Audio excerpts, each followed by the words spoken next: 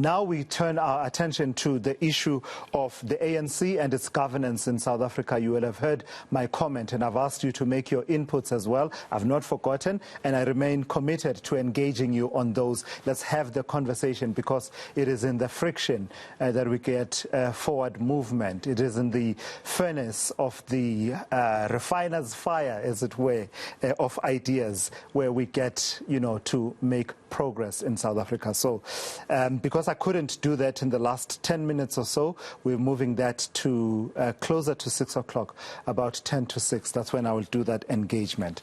But what has brought this on? We've seen what has been happening recently. Some of the things we are seeing now. A few years ago, you would have said, I'm lying if I said to you that the ANC would not be able to submit its candidates list on time with the IEC.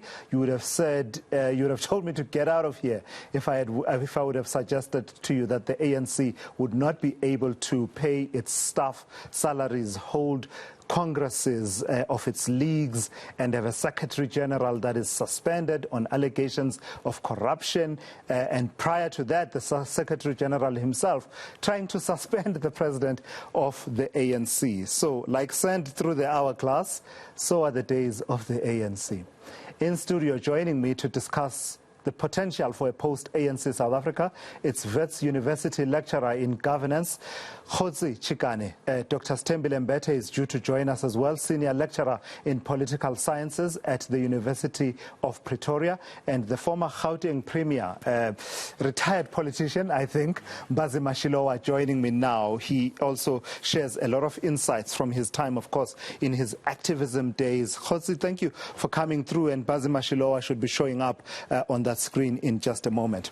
So someone watching this will be saying, you're getting ahead of yourselves. Look at you, the glee with which Thulasizwe Simelane and eNCA, white monopoly capital, are trying to hasten the demise of the ANC. You are daydreaming. It's been predicted for years. It's not coming. Is this an apt conversation to have now, Rekgotsofetse Chikane? I think it is particularly interesting now. So you're correct. The ANC has been predicted to fail for many, many years now, since its inception. But what you're currently finding is, what does a modern-day party do in a modern-day economy that is still deeply rooted in traditional values, right? So the way it organizes its branches, the way political discourse is brought up from the branch all the way to the national leadership, the way they glorify the top six as if the top six is the anointed ones who will lead us to some sort of promised land. I think that type of rhetoric is now currently struggling underneath modern-day pressures. Modern-day pressures such as constitutionalism, modern-day pressures such as, if your economy is not growing, young people will not support you in any particular way. And I think that's the struggle that the ANC is currently facing. When it comes to internal aspects, it is a pure operational mess to an extent of who is the COO of the ANC on a daily basis. And we see the current crisis now. When you look back about 2 or 3 years ago, from the moment of the website of the ANC shut down, right, that the website of the ruling party, the website of the governing party of the country, I'd forgotten about shuts down because they didn't pay their bills, because they were held hostage by their service provider who said, you haven't paid us for years. Those are telltale signs of the administrative fault. Which in itself is also symptomatic of what has been happening in government, right? The non-payment of service providers in an ANC-led government. Well, the time that it takes for some of them to get paid. Yeah, and for a lot of the times, people treated the ANC, when it comes to payment, almost like the National Treasury, of, we know if you're not good for it now, because of how important you are, you will pay us later.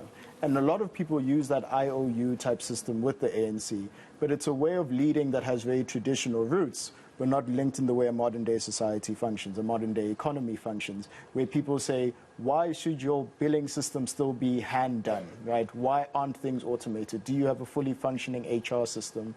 There's aspects of the ANC which they are fantastic at.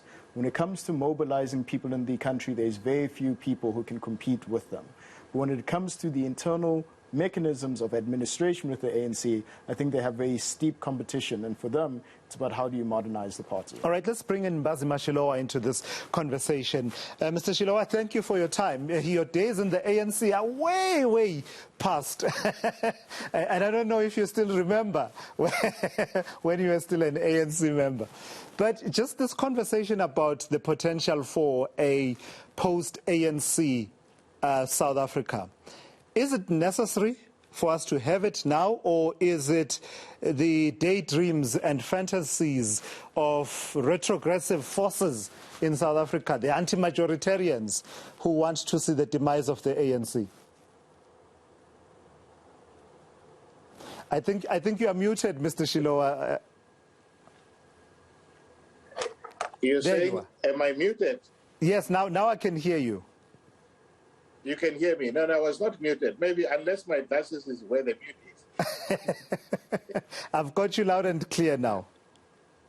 That's fine. Now I was saying that, it is not, it's a discussion that is always necessary. But I think it's a discussion which should be looked at within a particular context. I would be one of the people who would always long have said, look, the demise of the ANC is nigh close. But like I wrote in an article about 2 weeks ago, that, in part, that would happen because of what the ANC does or doesn't do, but also because of what the oppositions don't do. And I think if one looks at how the oppositions are doing and how they're always shooting themselves in the foot, I would say that, yes, the discussion is necessary. Maybe all it will do is to spur the ANC into working harder for victory as we're going to the next elections. Secondly, to sort out its own internal issues. But I think the unseating is a little bit far-fetched, not because the ANC is not vulnerable, but because of how the opposition itself is disorganized. So I hear the point you are making then, Mr. Shilowa. Rekgotsofetse, if I full name you. What does it look like when you think about a post-ANC South Africa for you? Of course, this is an organization that has dominated South African politics one way or another, from the moment that it was founded in 1912, and full credit for their contribution to the emancipation of Africans, the shaping and envisioning what a democratic South Africa would look like, and being prepared to go into struggle for it and even to fight for it if necessary. Full credit, nothing taken from there. But it's becoming impossible to imagine what it would be like to have the ANC resembling UNIP of Zambia, a spent force, a has-been. I mean, it becomes very interesting. So whenever I think about a post-ANC South Africa, there's two thoughts that come to mind. Is one, what on earth do you do with the public administration of the country, right? So a governance system that for the past 20-plus years has been fully inculcated by the traditions of the party. The patronage systems run so deep within the governance of the country that how do you imagine that not existing, right? The incentive structures of particular municipal managers being aligned with the party, that all disappears. And it begs the question, what then incentivizes a government official? So that's the one aspect that I don't think the country really knows how to fathom just as yet. And then we got a taste of it of the second question is, how does the country deal with coalition politics, right? We've now just gotten a taste of it, and we've now proven that we are really bad as a country when it comes to coalition politics. The idea that all the coalitions that started off after the last local elections have all, for intents and purposes, fallen apart. Right? So we have to have that relearning of what it means to live in a country where there's multi-party democracy, true multi-party democracy.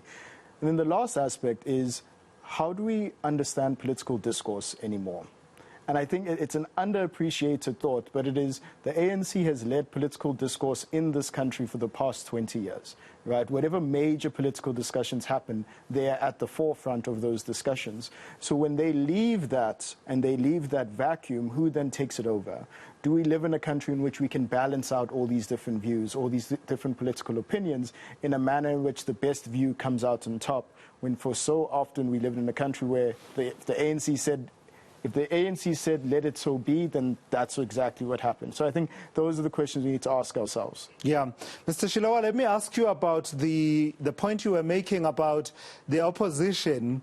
And one of the aspects that I was teasing out was whether or not the opposition is poised to capitalize on what weaknesses are showing in the ANC. And your answer, it seems to me, is that the opposition is not. Give me the full details, your analysis of that. The ANC must be the most fortunate, lucky organization then, that those who are competing against you seem to drop the ball at the point at which you are against the ropes. Yes, thank you very much. Maybe to make 2 points, one from what Khotso was saying.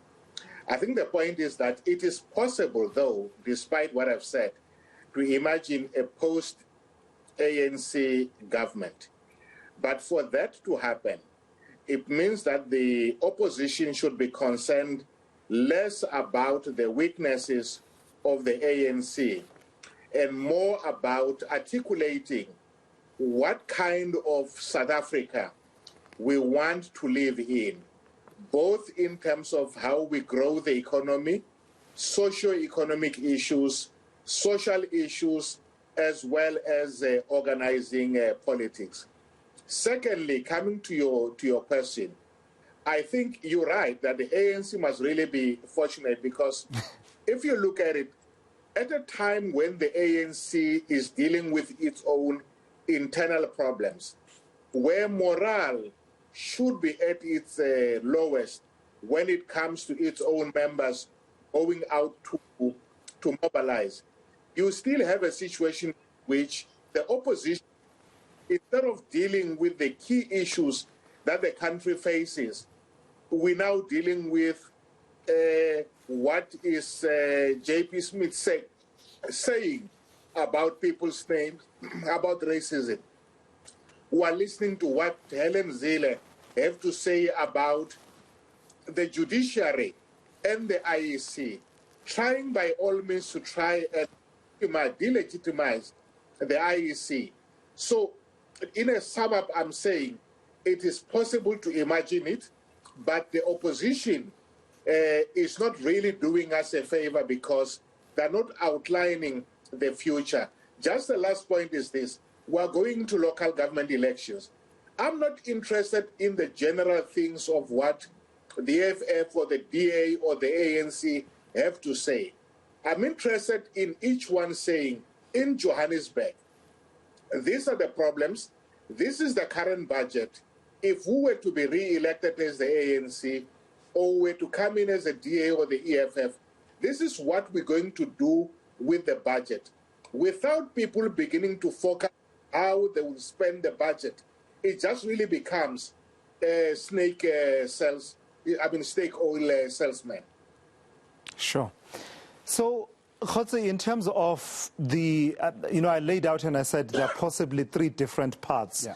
And in my own terminology, I termed the one path before the ANC, I said the path forks in 3 directions. It's either ZANUification, we stay come what may, yeah, even if we are carrying a wrecking ball and we're wrecking everything in the path, and we're commandeering the conduct of democracy and institutions. And I gave credit to the ANC to say that they've shown little propensity for that. Yeah. The other one is unipification.